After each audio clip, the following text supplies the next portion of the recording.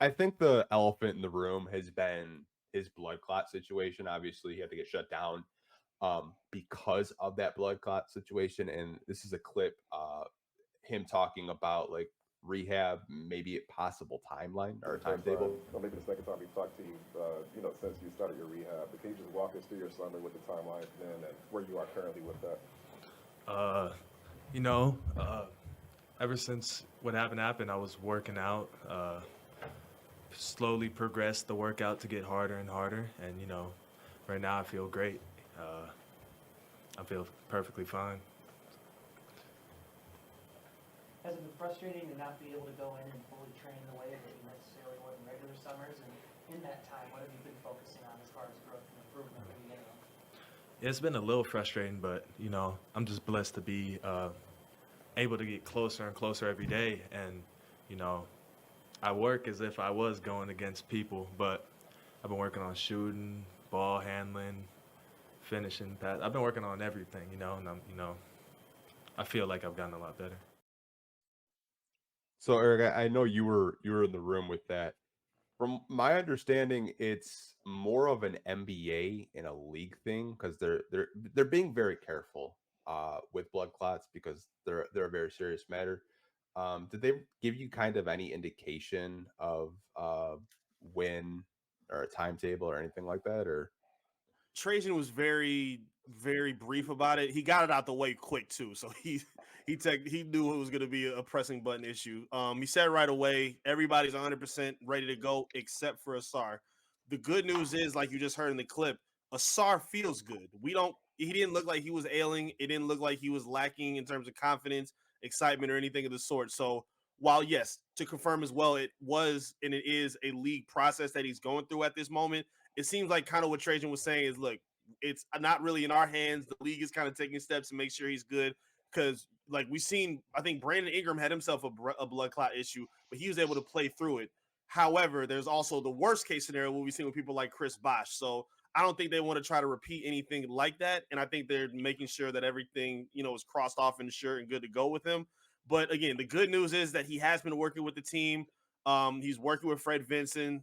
He's working on his shot, working on his handle, still showing confidence, and he doesn't show any. He said he doesn't feel any physical ailments or anything. So, I mean, that's a good sign in itself. But for right now, I don't think there's a real timeline. I don't really expect him. This just my guess. I don't know. I'm not reporting anything. My guess is I don't know how much we're going to see him in preseason. Because I think they're just really taking their time right now with what the league says. But we'll see what happens. okay, Obviously, you don't want to hurry up and injure a player because even if they themselves might want to play, if something happens, it's gonna end up on the organization, and that's the that's the bad part. So now you gotta have a bad rep. If you look back at what happened to Isaiah Thomas, I don't mean Zeke, the other Isaiah Thomas, and he wanted to play, and afterwards, Celtics got a bad rep because he wanted to play, but didn't want to resign him because of his injury and so on. So you always want to be careful with these kind of things because you got to think long term that it's not going to come back and hurt your organization.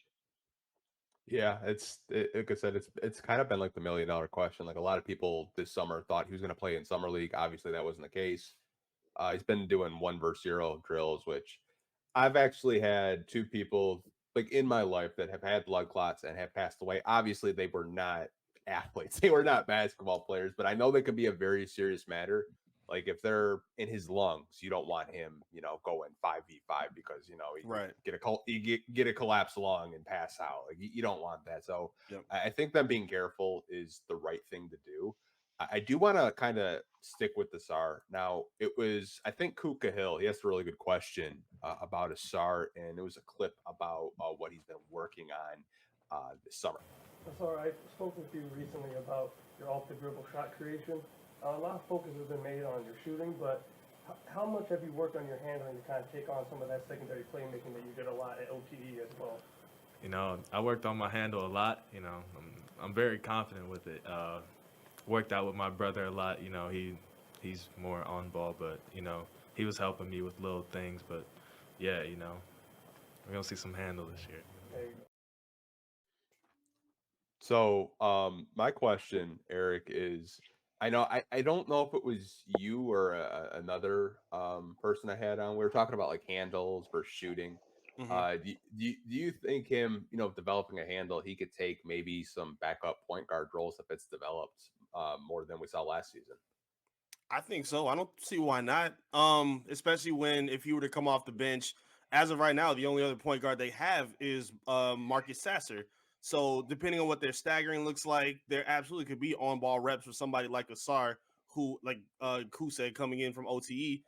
His handle was something that was highly touted, but in his rookie year, it was kind of, I don't want to say it was sloppy, but it just really wasn't as consistent and strong as we wanted to see it.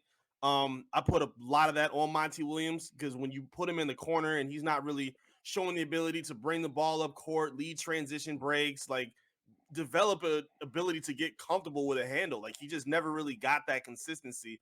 So I put a lot of that on him, but it's good to see and hear that Asar is working on it as well. I think that can take a lot of pressure off of him in terms of what his offensive creation is because his athleticism we all saw in summer league. So if he can get strong with the handle, nobody's keeping him out of the lane. Like that's not happening. He looked a little bit stronger. Again, if he's confident, he has the ability to blow by. He has a nice quick twitch to get to the hoop.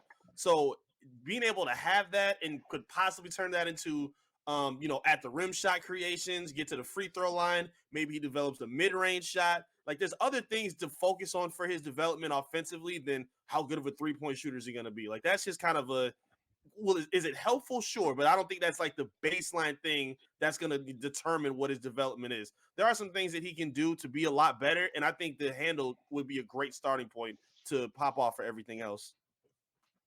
I think that if he just can get down the lane, like you said, and get his feet in the paint, good things is going to happen. The question is going to be about how is his assist turnover ratio going to look, and that's something that the coach is going to look at, and they might have some patience with it, but if it doesn't work out, then they need to look somewhere else. But the way we saw him play in the summer league, like you said, I think it was a lack of opportunity last year Mm-hmm. that he wasn't getting to play the way he was supposed to play. Obviously, as a coach, you want to put players to play to their best of their abilities, and I think that he needs to get that shot this year. Yeah, I think a lot of people in the community want him to develop a handle more than a jump shot because if he Mm-hmm. develops a handle, he's just such a freak of an athlete that you mentioned it, Eric. No one's staying in front of him. He's just so fast with that first step. Like Yep. it's definitely a God given. I can't remember the last time I've seen a forward with the first step that damn fast. Maybe like LeBron, and this is probably gonna get clipped, and people are gonna post it. It's like, oh, you compared to Sergeant LeBron. Like, no, Oh it my is. God, no way. No, but like him and his brother are just like freak athletes.